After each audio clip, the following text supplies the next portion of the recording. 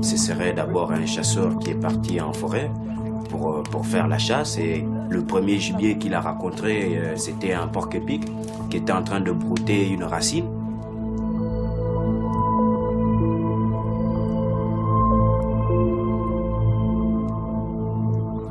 Donc le chasseur qui s'appelle Ibogaine est arrivé et il a pris sa lance et ça a transpercé le porc-épic, et en plus ça a aussi transpercé la racine.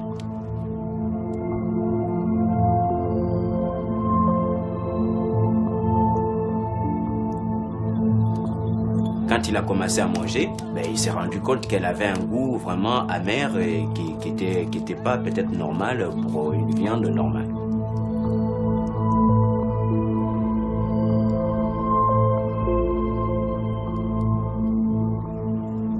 À partir du moment où il a consommé cette plante, il a commencé à avoir les visions, et c'est à partir de ce moment-là qu'il a compris qu'il y avait quelque chose, il y avait un rapport entre les deux qui ont fait qu'il découvre en fait cette plante.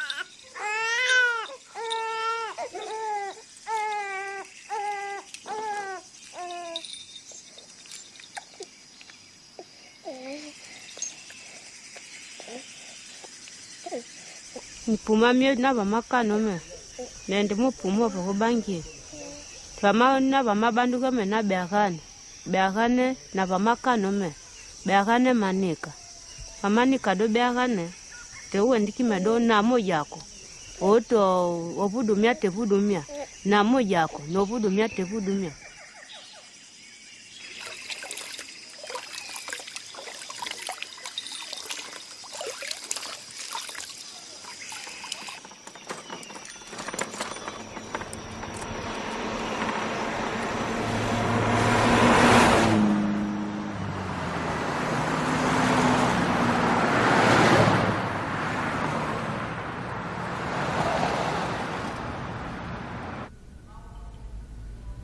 My little girl's name's Lexi, and my two boys are Monty, who's after my father, who passed away, and the other one is Sai, after my name, Sai.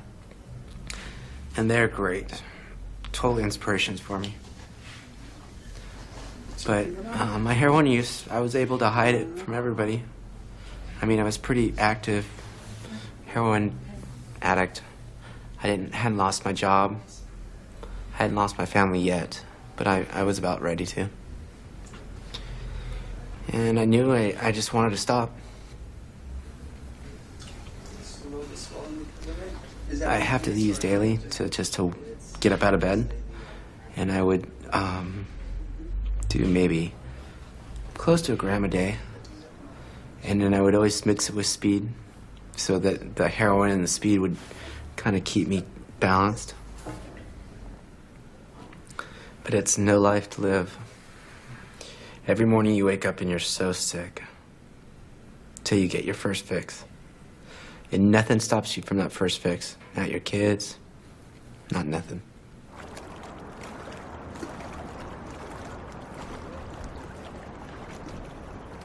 I was having breakfast with a friend of mine who was a chemist, and he was going through a freezer he had, and the freezer was full of different types of drugs.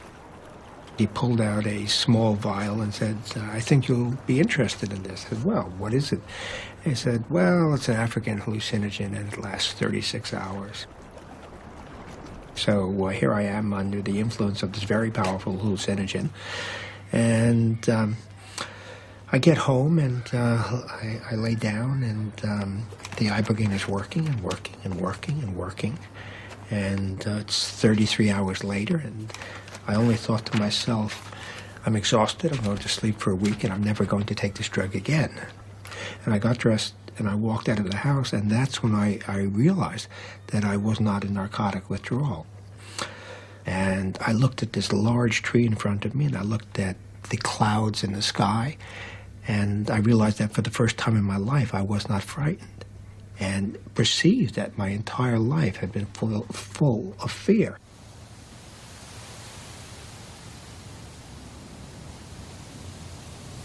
Somewhere, I think it was the end of 1988 or early 89, I believe, I received a call from Mr. Howard Lotzoff, who was living in Staten Island in New York City, and he claimed he had a cure for drug addiction.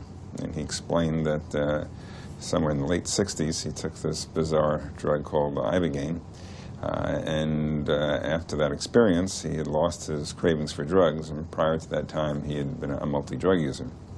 At the time I received this call, I really didn't think very much of it. I get numerous calls from people who claim they have a cure for something or other, and they want me to study it. And most of these people, I think, are really not in touch with reality, and I assume Mr. Lotzoff was similar nature, and I dismissed the call, really. He called back several times, and the more I talked to him, the more intrigued I became, and I was particularly intrigued by the fact that he claimed that you took this drug once and you lost your cravings for drugs at least for several months or forever. And this sort of magic bullet notion is really unlike any pharmaceutical we have really for any disease. Good evening, I'm Forrest Sawyer, and this is Day One.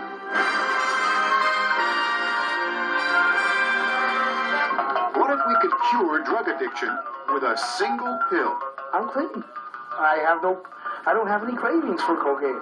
But the cure itself makes you high. And government researchers wonder if it really cures anything at all. Ibogaine is a psychedelic drug that puts its users on a 3-day trip. It's illegal in the U.S., and no one knows if it really works. It took me from 1984 to 1991 through the leadership of 3 different directors of the National Institute on Drug Abuse to finally get them to take a serious look at Ibogaine. Now, imagine that you are a doctor. You spend 12 years getting your education. You spend 15 years in the field becoming an expert. And then the last thing you're going to want to hear is some former heroin addict went and discovered the effective medication that you're looking for. So there was enormous resistance. The Drug Enforcement Agency says Ibogaine has a high potential for abuse and no accepted medical use in treatment.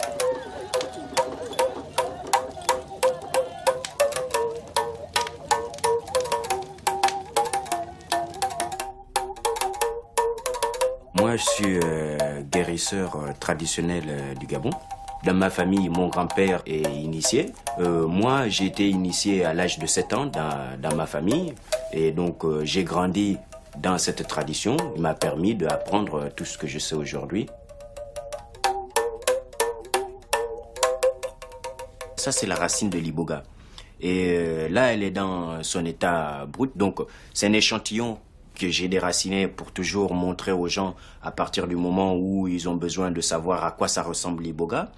Et donc, nous, par exemple, dans l'iboga, on n'utilise pas tout ça. On n'utilise ni le bois, on n'utilise ni cette première peau. On râpe la première écorce de la racine n'est pas mangeable. Donc, on ne la consomme pas. La première écorce. Mais c'est la deuxième écorce. Donc, à partir du moment où tu vas râper la deuxième écorce, tu verras apparaître à peine le bois. Et donc, c'est cette deuxième écorce qui se consomme et qui a les vertus thérapeutiques pour l'initiation à l'iboga.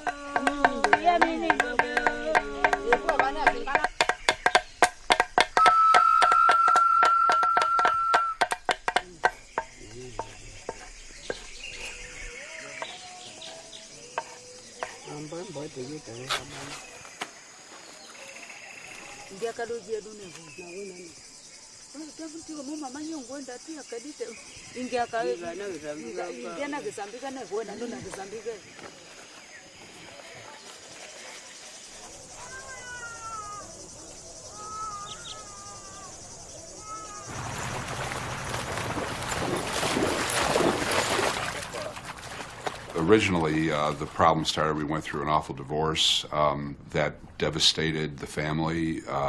It overnight changed our standard of living.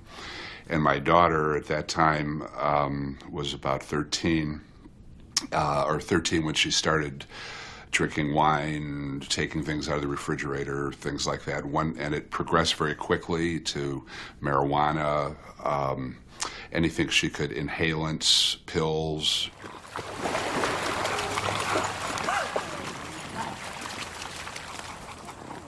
Pretty quickly it progressed till I was doing crack and heroin when I was around 16, and once I was addicted to drugs I couldn't work or go to school. I knew that it was so bad that it was going to kill me, but I just couldn't stop. Like the first chance I would get $5 in my hand, it was like this uncontrollable response. But I did come to a place where it was really clear that I had to find a way to get sober, or I was just going to die really soon. I never could accept the philosophy of tough love. I just couldn't. Everyone around me said the only way that you can help is by stepping back and no form of support. But her drug use had gotten so severe that I couldn't step back and just wait for the worst to happen. So I started learning about how to help. I sent her to a number of treatment centers, one in California, one in Dayton, one in Cleveland, all over, and all very expensive, thinking the better the care, the better it would help. Nothing would last. She would go through it. She got so knowledgeable she could teach the courses. She knew it here. But she said, in discussing her relapses, she'd say, I just can't help it.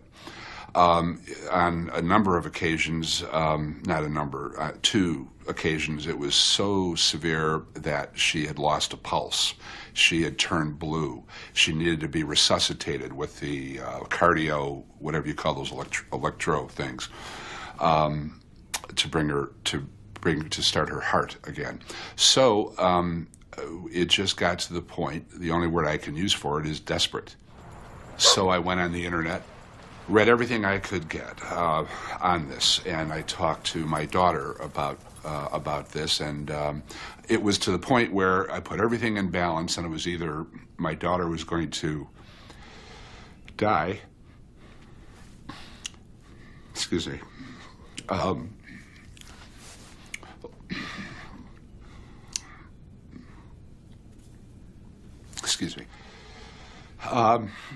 or to do something as unconventional and radical. I'm a middle-class American guy. I'm not prone to doing things outside of the, certainly not outside of the law.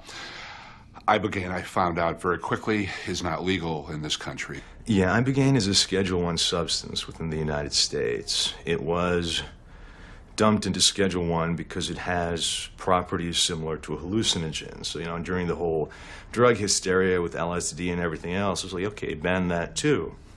Of course, the irony is the definition of a Schedule I substance is a substance that has absolutely no medicinal value. Now, I would say that something that lets you completely step out of heroin addiction or move away from crack or an entire variety of polysubstance abuse disorders has a whole hell of a lot of medicinal value.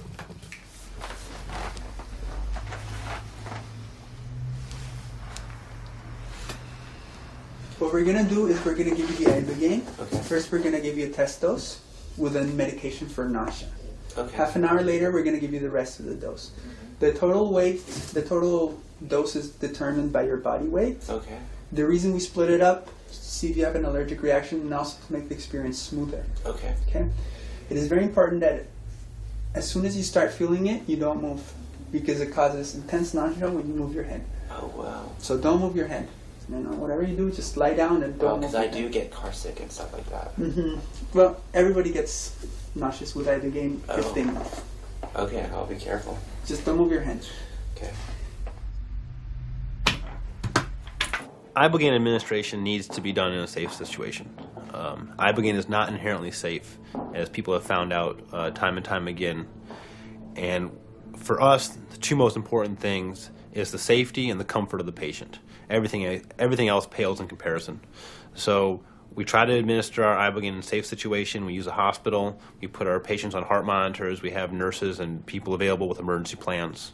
And the next thing is the patient's comfort. I mean, that's why we're here, is to make these patients comfortable. If they wanted a detox that was hard, they could go and do cold turkey. But we want to take what could be an uncomfortable situation and make it as comfortable as possible for them.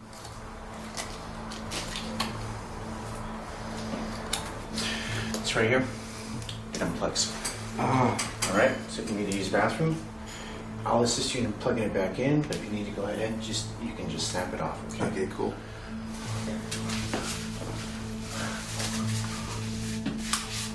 Here's the headphones. Thank you. Now, did the doctor explain to you that if you see anything that is disturbing or that you don't like, you can blink your eyes, it'll go away? Okay, very good. I'm gonna leave you alone for about half an hour and then I'll come back and check on you. All right, cool. Alrighty? Thank you. My father was an extremely powerful man. And he, I don't know, always to look up to him and always to just being a kid. And then he ended up passing away while I was like 19. So it's just really difficult for me.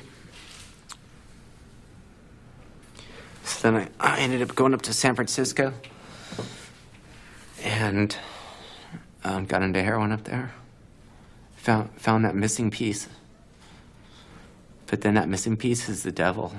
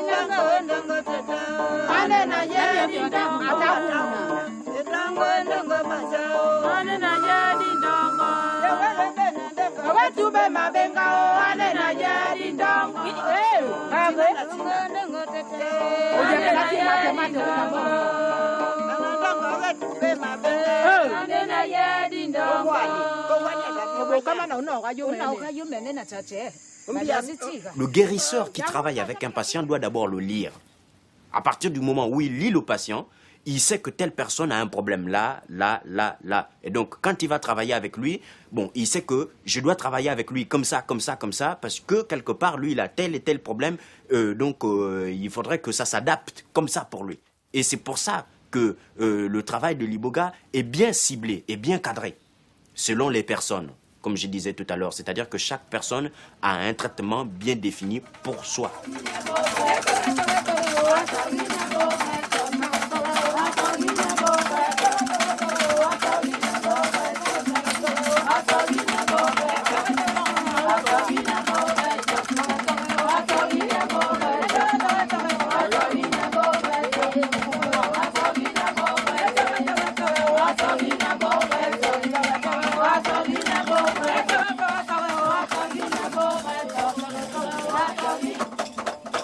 Pendant l'initiation, on te prend un miroir, on te le pose devant toi, on te maquille. À partir de ce moment-là, tu regardes dans le miroir. Donc, à partir de là, tu vas commencer à percevoir ta double personnalité. Donc, tu rentres dans le miroir, tu te traverses, puisque tu as toi en face de toi. Tu pénètres à l'intérieur de toi-même pour voir exactement qui tu es à l'intérieur de toi-même. C'est pas un travail d'hallucination non, c'est vraiment un travail visionnaire. Ce n'est pas des hallucinations, c'est vraiment du concret, du tic au tac. Question-réponse.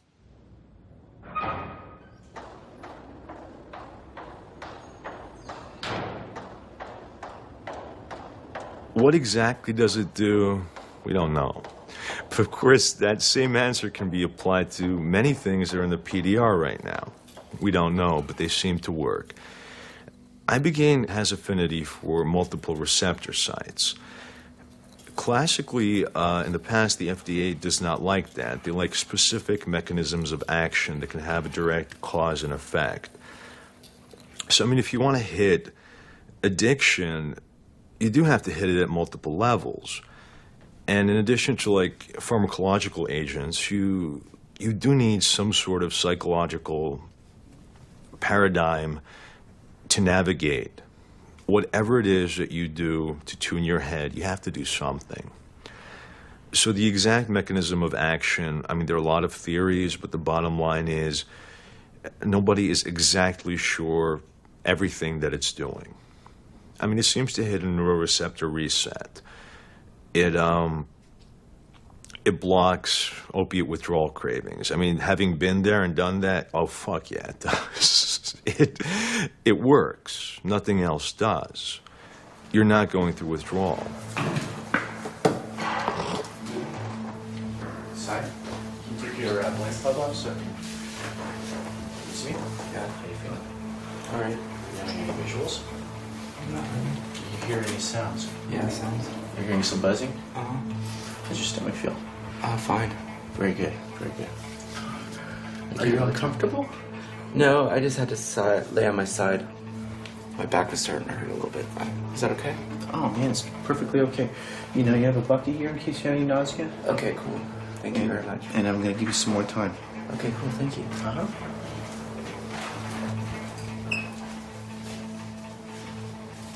There's like this feeling of warmth in your solar plexus, like this ball of heat.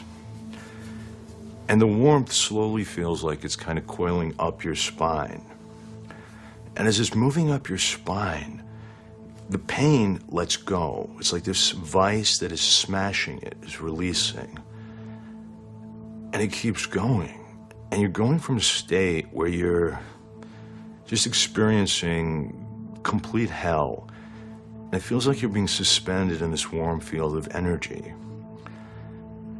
That's pretty fucking amazing, because within 30 to 45 minutes of doing Ibogaine, your habit is gone. Although you don't have a lot of time to reflect on it right at that moment, because that's when sort of the visionary part starts.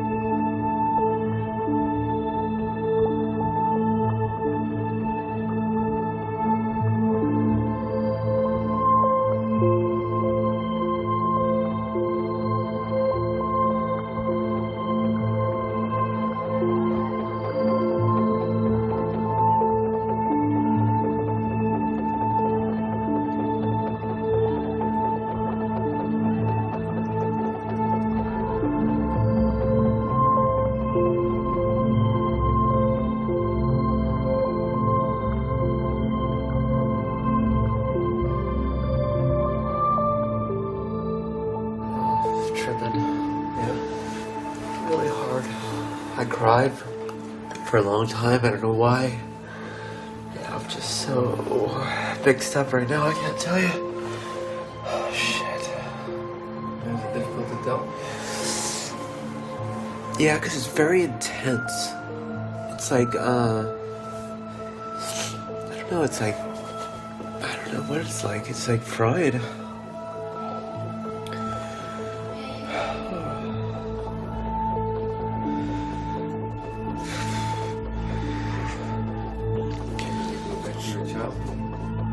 Yeah, I've remembered memories from my childhood, and I swear I saw things that, I don't know, it was like so trippy. It felt like I was flying. It was so cool.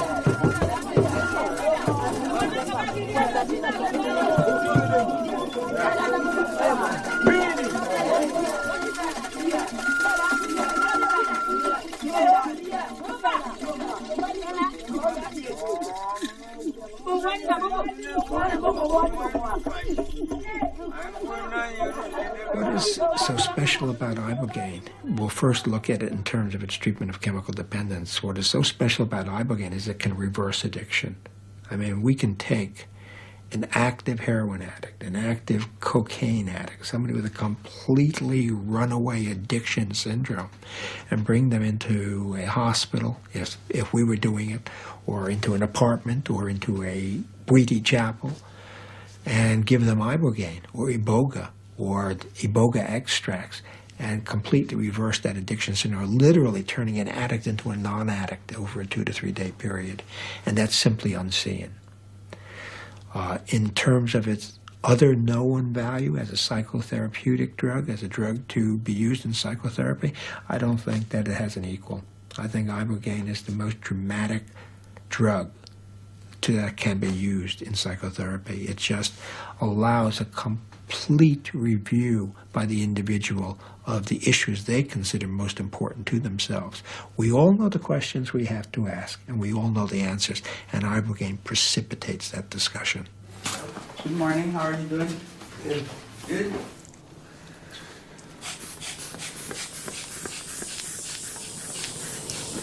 Okay.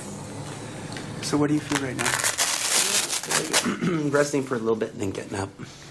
But you have runny nose, runny eyes, yawning? No? Diarrhea? Nothing. Nothing. It's like, I feel like I'm totally drug-free. Yeah. It's so trippy, but I'm pretty worked. Yeah, you're fatigued. That's normal. All right, I'll see you probably tomorrow. Thank you, doctor. All right.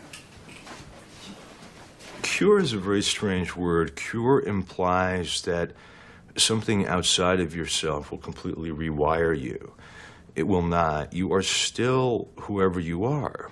But people are different. The question is, what are you other than drug dependent?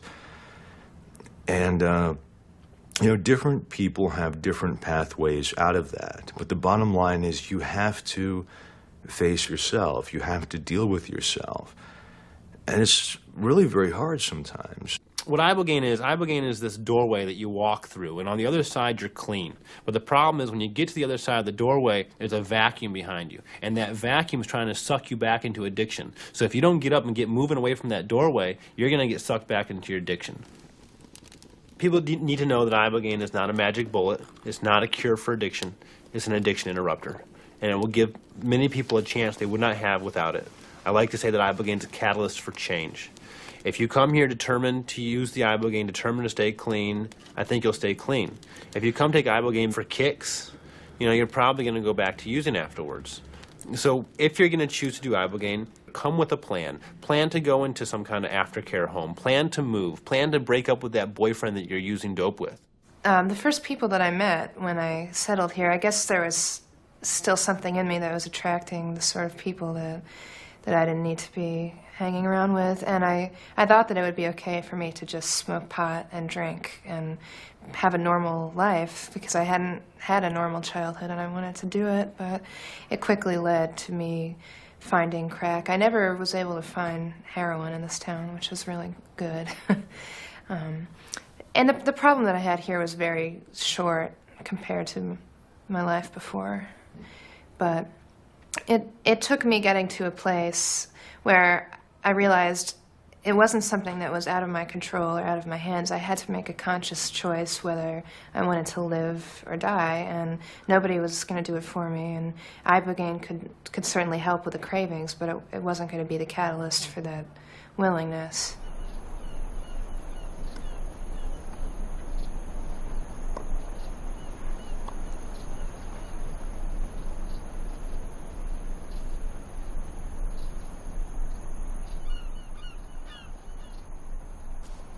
Here is the things you need to get at a health food store. You need to get melatonin and vitamin B.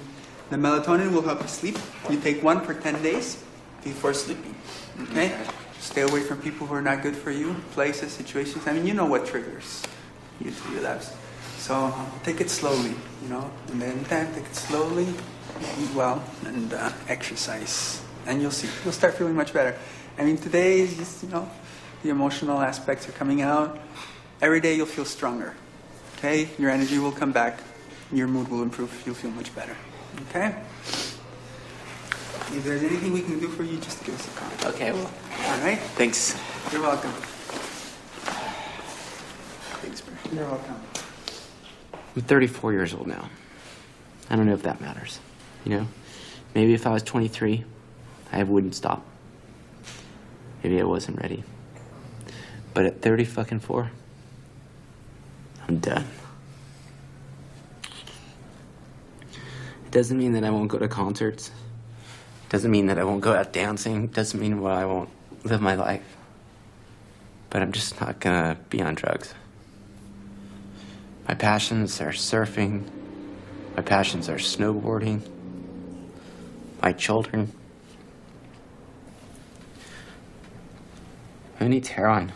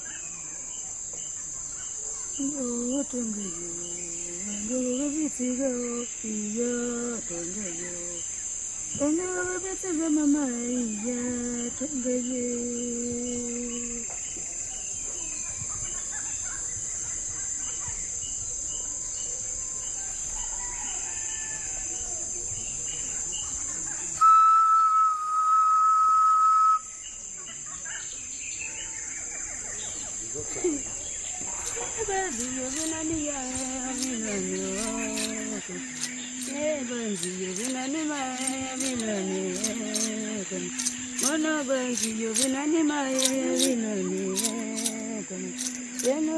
think that Ibogaine is a very important treatment option that needs to be made more available to everybody. And it's not available right now. There's only a very few places to go do it, and there's only a very few places to do it safely. And it's unfair that the drug addicts that that can't afford to come down to Mexico, that can't afford to fly up to Vancouver or get into their program because it's hard to get into their program, and can't afford to go to St. Kitts or can't afford to fly over to Amsterdam, can't have this treatment. It's not fair to them. And this is when Ibogaine becomes political, because the FDA, I don't think, is going to approve this. There's no pharmaceutical company that's going to administer this. The only way we're going to make Ibogaine legal here in the United States is if we end the drug war. When we end the drug war, then we can say, okay, Ibogaine's available to the people that need it. And then we can give it to the different drug treatment centers that would be able to handle situations and administer this safely. The patents on using Ibogaine for drug dependence and various polysubstance abuse disorders, I mean, the opiate patent has expired as of 2004. The rest of them are in the process of expiring. So you can't patent it as a addiction interrupter, as it's being called. It is not a maintenance drug. You take something once, twice, 3 times. If you've taken Ibogaine more than 3 times and you're still strung out, it's all you. So it's not something that anyone's going to generate a lot of money on because no one keeps taking it. There's no maintenance.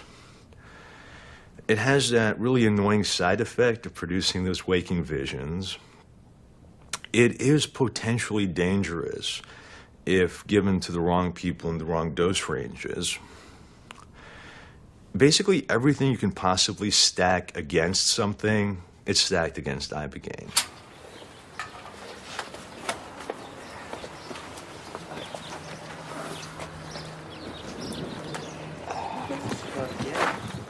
I've been to the Betty Ford Center. Really? I ended up shooting up on my way out of the parking lot. I went to McDonald's Center in San Diego. Went to Vista Pacifica. I've been to Charter. God, you've been to more than I have. Dude, I've had a hellacious time getting off this shit. So, and when did you first start trying to get clean and stuff? Maybe 8, 9 years ago. Yeah, it's about the same. I was about 11 years from me in 92. I was looking for something to fill a void in my soul. I feel like I'm not missing that piece anymore. Like whatever happened filled all my voids. I don't know why. It's like beyond me. It's like I can't grasp it.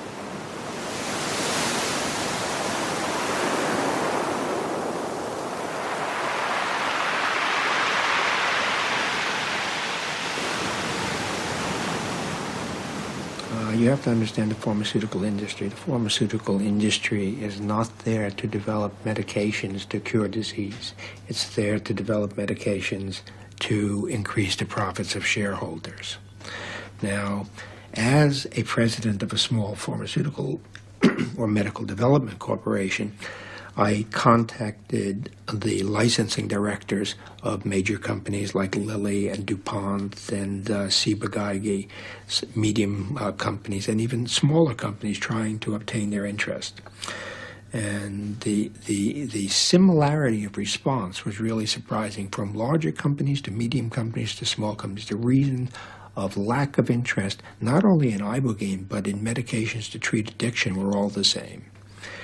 The first issue was the fatality rate in the population of drug users. Drug users are dying at a rate of 3 to 7 times the normal population, which means that the liability to the company associated with those fatalities is that much greater. So immediately there is a deficit of liability to the development of drugs to treat that disorder. Also, I was reminded that the companies have to spend their money in the best way to demonstrate profits to their shareholders, not in the best way to treat various diseases.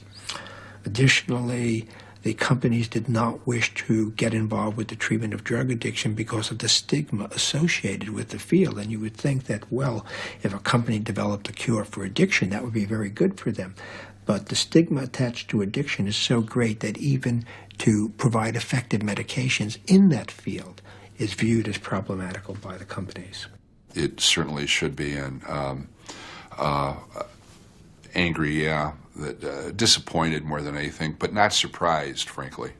I think there's enough wheels within wheels and machinations that I can kind of understand why it's not in their best interest to come up with it. But God willing, a good capitalist at one of those drug companies will say, oh, this could be a gold mine, and they'll go and do it, and then it will be available legally through however it be dispensed. But that didn't stop me from leaving the country. That's how desperate I was. And unfortunately, there aren't a lot of people that have the resources I did at the time, which are modest, but, think of all the people on the street that could benefit from this, and they don't have the wherewithal to do it, and all the other things that go with recovery.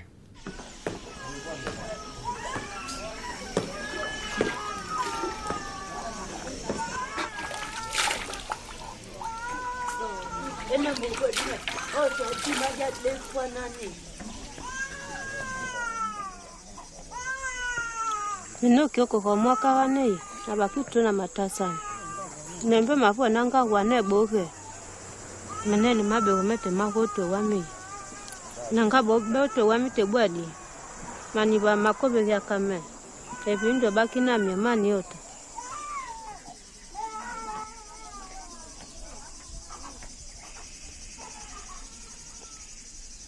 Is that right? Yep. All right. Great. What an experience.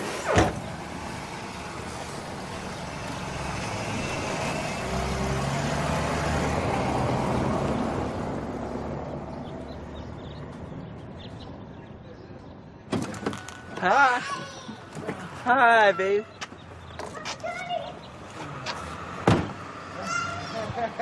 Hi. Hi, baby. Hi. Hi. My car was... Yeah, we were in the car. How are you? You look like a little geisha girl. Can I have a kiss? Look at your sloppy face. Love you. Yeah, I'm home. This is home. This is my little girl, Lexi. My dog. That's my boy, Monty. No, look. I know. It's just soft. That's it.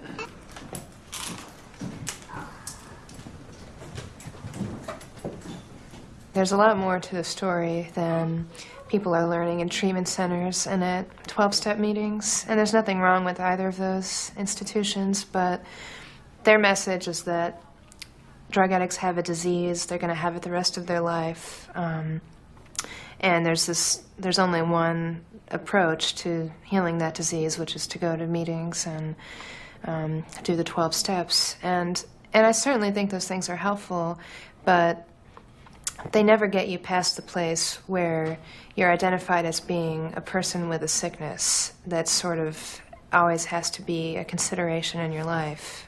And I feel like Ibogaine has introduced me to this whole parallel universe of realizing that my mind is not all there is. And while my drug problem was very real, it doesn't have to ever happen again. And that's because I can choose for it to not happen again.